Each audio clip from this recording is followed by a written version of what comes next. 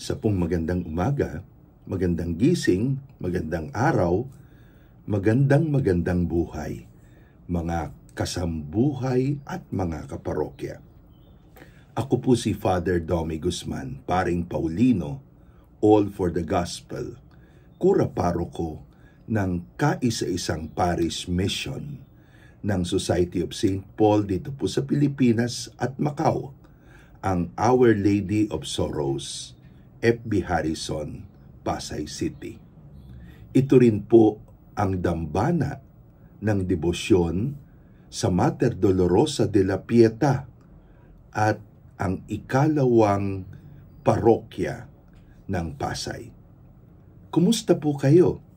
Ngayon po ay araw po ng Miyerkules ni San Jose, at ito rin po ang huling Miyerkules ng buwan ng Abril 2021. Ang bilis po ng mga araw. At sa gitna ng ating mga gawain, tayo po'y magpasalamat sa Panginoon na muli niyang pinapatapos sa atin ang buwan na ito ng Abril, at pagkatapos ng Abril, i-claim natin, sigurado yan, may buwan ng Mayo. Ngayon po ay Miyerkules ng ika-4 na linggo ng Easter o Pasko ng muling pagkabuhay. At ang ebanghelyo po natin ay John 12:44 to 50. Ang ebanghelyong atin po maririnig na binabalikan natin sa ministry ng Panginoon ay nanggagaling sa isang pagkakataon na dumadaan po sa krisis ang ministry ng Panginoon. Bagamat ipinahayag niya na siya ang katotohanan, He is the truth, people would not believe His words, no? Tinatanong, patuloy na kwene-question ng mga tao ang mga gawain, ang mga salita ng Panginoon. In fact, ang atin pong gospel pericope para sa araw na ito ay huling mensahe ng Panginoon sa crowd, sa karamihan. At pagkatapos niyan, sabi ng Ebanghelyo ni San Juan, nagtago na o itinago na ng Panginoon ang kanyang sarili mula sa maraming mga tao. Ang ibig po sabihin, tinapos na ng Panginoon, ito po ang mga huling pananalita niya, at pagkatapos doon, tinapos na niya ang malawakan na pangangaral. Ipopokus na lamang niya ang kanyang pangangaral sa kanyang mga alagad. Ito pong gospel na ito ay pinipili ng simbahan na idugtong sa kwento po ng mabuting pastol, sapagkat sa kanyang pagtalakay sa sarili bilang mabuting pastol, sinabi ng Panginoon na napakahalaga ang pakikinig, pagtanggap, pagsampalataya sa kanyang salita, no? The sheep hears the voice of the shepherd. Sa gospel po natin, mga huling kataga ng Panginoon sa kanyang pangangaral sa maramihan, Jesus appeals for faith, no? Humihingi ang Panginoon ng pananampalataya. At binabalikan ng Panginoon ang ilang mga bagay sa kanyang pangangaral na kanyang sinabi na, unang-una, na siya po ay ipinadala ng Ama, at sino mang makakita sa Ama ay nakakakita sa Kanya, at sino mang nakakakita sa Anak ay nakakakita sa Ama. Pangalawa, na ang mga salita ng Panginoon, ito mismo ay mga salita na galing sa Ama. Si Jesus, ang salitang nagkatawang tao, at ang kanyang mga salita. galing lahat yan sa Ama. Pangatlo, na ang pananampalataya sa Panginoon ay nagbibigay ng kaligtasan, subalit ang pagtanggi sa Panginoon ay nagbubukas sa atin sa tinatawag po natin na eternal judgment, no? Sa katunayan, apat na beses inulit po ng Panginoon ang salitang judgment sa atin pong maririnig na gospel. At pang-apat, kung atin pong pagninilayan ng Ebanghelyo, parang sinasabi ng Panginoon, ang human freedom at intelligence po natin is such that kapag nireject po natin ang mga salita ng Panginoon, nireject natin siya, tayo mismo ang nagbibigay ng judgment, tayo mismo ang nagja-judge sa ating mga sarili. No? Nakakalungkot at nakakatakot. Pero yun po, makikita po natin, no? For one last time, hindi po bumibigay. Patuloy na nagre-reach out ang Panginoon upang ang lahat ay maligtas sa pamamagitan niya. Pero, again, nasa atin ang huling pagpapasya. O sana po, nakatulong, nakapagbigay liwanag, naka-inspire itong ating pagkagising sa umagang pagninilay at pag-aaral ng Gospel of the Day.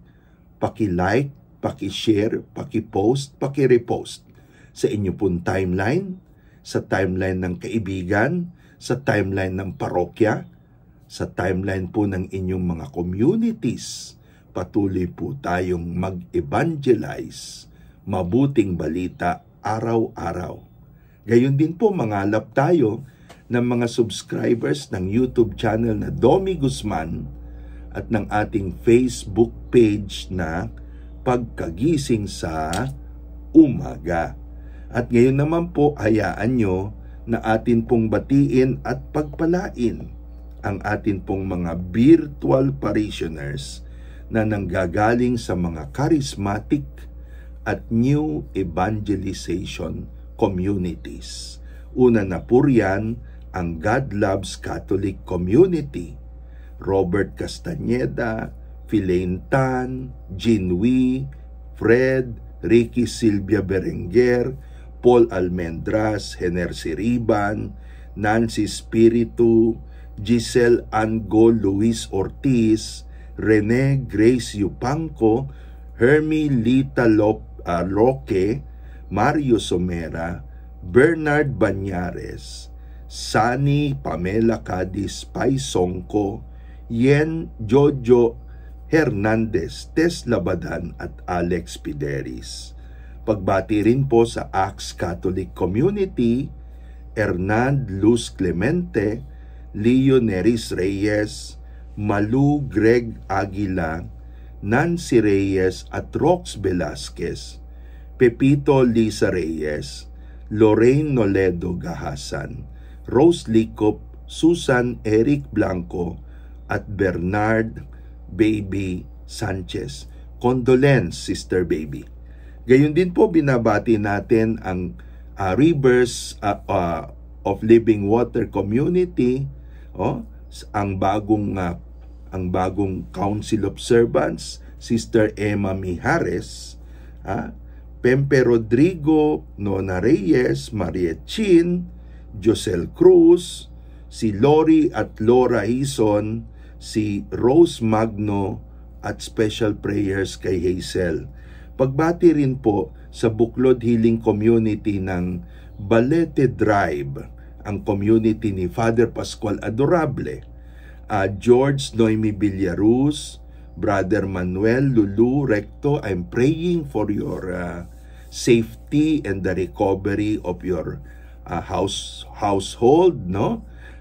Irma Delio San Miguel, Leslie Masigan, Rolly Rosalu Lamson, Mayor Egay ng Santa Cruz, Laguna, kasama po si Doris San Luis, syempre, at Kleng, Ann Tomas, at family, Zenny Balagat, Butch, and Julie Go.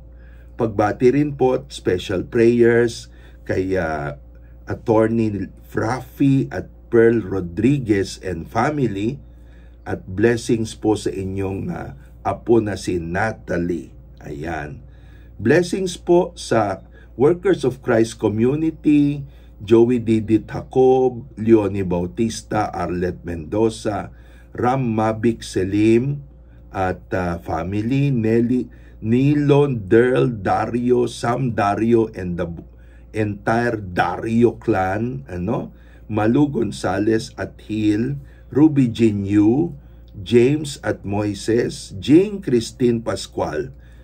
Regards din po kay Rina Feria, JR and May Villalobos, Feligas Leonardo, Eric Cathy Tiotico, Antoinette Magallon, Rene Elinor Portillo at Ferdy Agnes Nicolas. Binabati rin po natin ang mga nakasama natin sa pilgrimage, si Jen Castillo at Catherine Lee, si Arlene at ang anak niya si Paulo Sarmiento at si Mama Esther, June, Gina, Amanda, at gayon din po pagbati sa outreaches na coordinated ni Brother Carlito Villaluz, Shelmed, Bicol at Manila, si Sister Medi Villanueva at Dios Mabalos po Foundation. At ngayon atin pong CJ Villaluz, kumusta po, ha? Kumusta anak, God bless you. Sana ay magpatuloy ka sa iyong mga magagandang simulain. Ayan, At ngayon, let's pray that the day be well. My dear and sweet Mother Mary, keep your holy hand upon me, guard my mind, my heart, my senses, that I may never commit sin. Sanctify my thoughts, affections, words, actions, that I may please you and your Jesus, my God. Jesus and Mary, give me your most holy blessings. In the name of the Father, and the Son, and the Holy Spirit. Amen. Alleluia. Alleluia. Pagpalain po kayong lahat. Buen dia.